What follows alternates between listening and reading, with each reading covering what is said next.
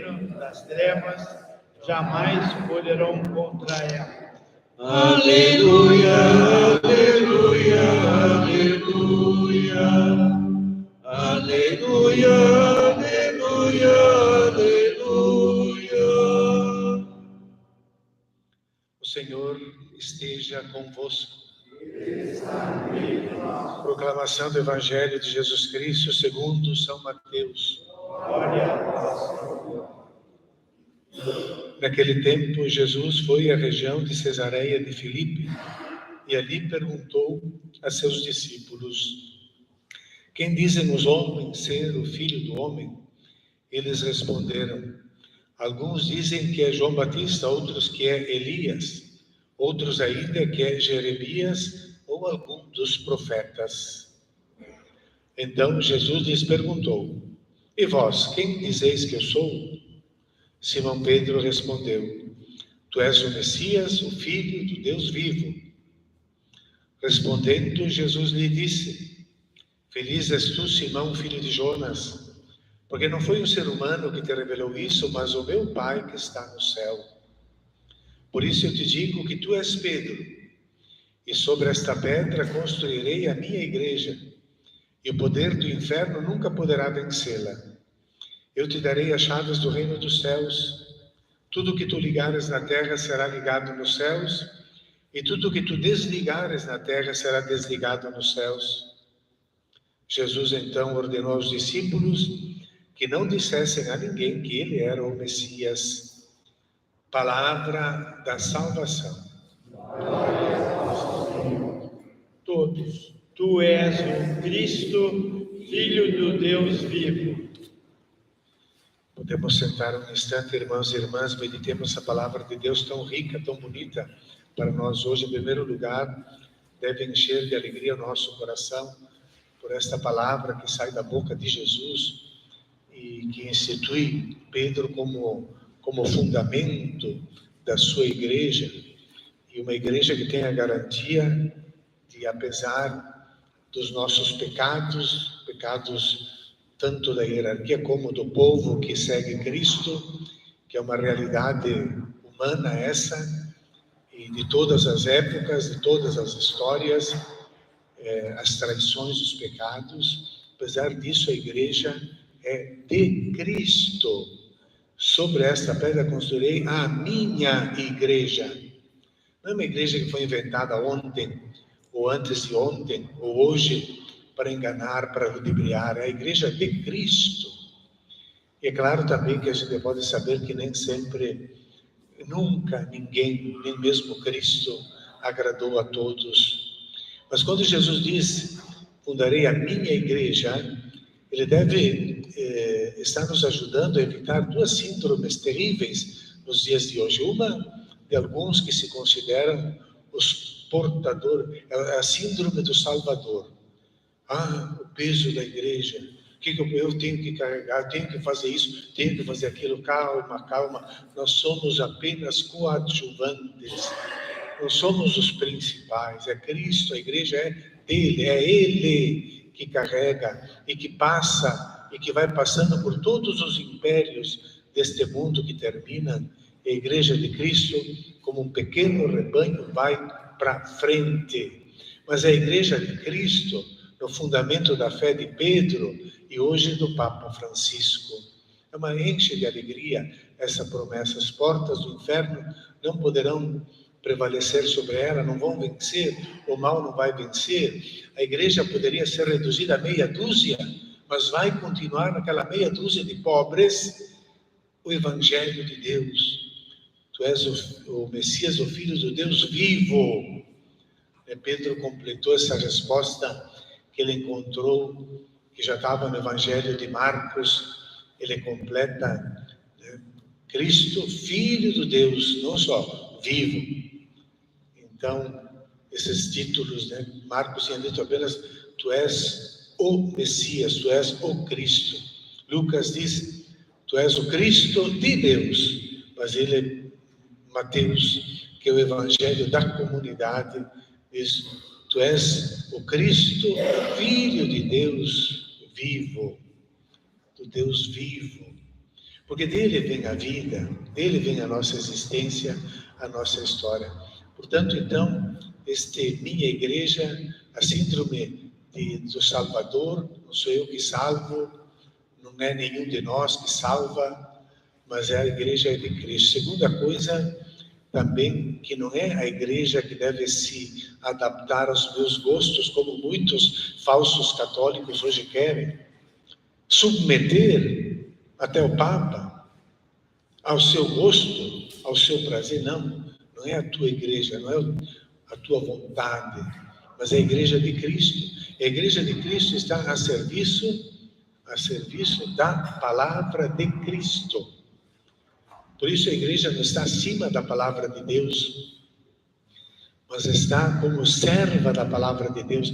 Ela é um instrumento para a divulgação da palavra de Deus. A palavra está acima. Nós, igreja, somos servos dessa palavra. O Papa, a igreja toda, somos servos dessa palavra. É interessante porque uma coisa bem comum no mundo de hoje é que as crianças elas sejam batizadas ainda pequenininhas no colo. Então os pais trazem as crianças para a igreja e não vêm sozinhos, vêm com algum padrinho, uma madrinha para ajudarem, e eles prometem na comunidade essa educação da fé, que a criança vai receber um pouco por herança, pelo testemunho, pelo ensinamento, pelo fato de vir, de participar de uma comunidade, ela vai receber por herança essa fé. Mas um dia, quando a criança vai crescendo, ela vai ter que dar ela mesma a resposta. Eu quero seguir Cristo, eu aceito essa igreja, sim ou não? Essa é uma resposta pessoal dela. Jesus um pouco está fazendo essa pergunta para eles. É claro que essa pergunta não nasce de uma vontade de Ibope ou de estatísticas, de fazer uma sondagem da opinião pública, ver quantos me apoiam, quantos não, mas é uma preocupação que está no coração de Jesus, porque ele vai revelando o rosto de Deus, e ele nem sempre é compreendido e é aceito. Então nós vemos já no capítulo 11, a pergunta em Mateus, logo depois que enviou os apóstolos a pregarem, ele vê João Batista que está na prisão. Terça-feira se celebra o martírio de João Batista. João Batista na prisão manda os discípulos perguntarem para Jesus: és tu ou devemos procurar outro? Ele tinha dúvidas. O próprio João Batista tinha dúvidas sobre Jesus. E se nós vamos ver também, diante de Jesus, tantas reações, a própria família não o compreende, como Marcos diz, foram lá para pegá-lo, porque diz ele está louco, incompreensão na família, outros escribas e fariseus, não, ele é Belzebu, ele faz esses milagres pelo poder de Belzebu, essas incompreensões. Então Jesus pergunta: quem dizem? O que dizem? Está em Cesareia Marítima, um lugar bucólico, belíssimo, e ali temos 2 palácios de Filipe. A cidade foi construída por ele em homenagem ao imperador de Roma, né? Cesareia em honra do César romano.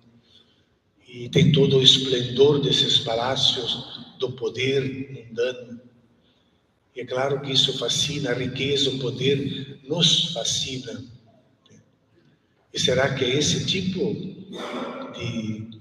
de homem que é o ideal para o povo e para os seus discípulos? Por isso ele, depois de perguntar e ouvir aquelas respostas, que o povo não dizia coisas erradas, eles pensavam que Jesus era este homem, como que uma reencarnação, né? E a opinião bonita, né, de mestre, sabiam que era um que alargava os corações, um homem de Deus, um homem que fazia as coisas de Deus, que curava a vida, que dava esperança, que perdoava. Eles percebiam isso também. Mas aí a pergunta, ela se estreita, é como quando nós vamos ficando adultos, nós mesmos vamos ter que dar a resposta. Eu quero seguir a igreja de Cristo? Ou vou fundar uma eu mesmo? Ou vou seguir outras coisas? Eu aceito o Evangelho? Sim ou não? Jesus, e vós, quem dizeis que eu sou? E ali, vós, esse grupo mais próximo, que deixou as casas, que deixou os barcos lá para seguir Jesus, o que vós dizeis que eu sou? E então, Jesus se interessa não é por definições de catecismo, Messias, Filho de Deus, Deus existe sim, eu acredito que Deus existe, mas não é isso. É a pergunta de alguém que se interessa pelo coração, alguém que está apaixonado pela humanidade. Como é que é o teu coração? O que tu sentes por mim? Jesus pergunta, e pergunta para nós hoje também isso, né? Então que nós também possamos responder nessa relação pessoal de seguir Jesus Cristo. A igreja é dele, não é nossa. Nós devemos obedecer os ensinamentos da igreja, tem os seus mandamentos que nos orientam. E é claro que essa frase do Evangelho, ela foi interpretada de maneiras diversas ao longo da história. Sobre esta pedra, em primeiro lugar, Cycletes que faz, no grego, Cycletutis, chamarás Pedro que faz. Que faz é uma pedra, mas é uma pedra pequena. Você pode pegar um tijolo, dá para levantar, dá para jogar, dá para deslocar. É essa pedra. Agora, Petros, então, no hebraico que faz. E temos também a palavra Petra. E Pedro, Petros, tu és Petros, e sobre esta Petra é outra coisa já. São dois termos. Petra é um pedregulho, é um fundamento, é uma rocha imensa sobre a qual dá para construir um edifício. Não é uma pedra que se pode jogar. O que é esse fundamento da fé? Qual é que é? É a confissão de Pedro? É a fé de Pedro? Ou é a pessoa de Pedro? É claro, já Tertuliano e Orígenes, a igreja primitiva, eles disseram não, a pedra, Pedro é uma pedra, é um tijolo. O fundamento é a fé de Pedro.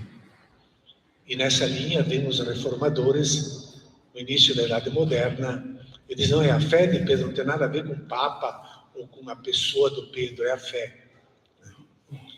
Mas já Santo Agostinho, no século IV, interpretou, ele lia isso, essa pedra, esse é o próprio Cristo.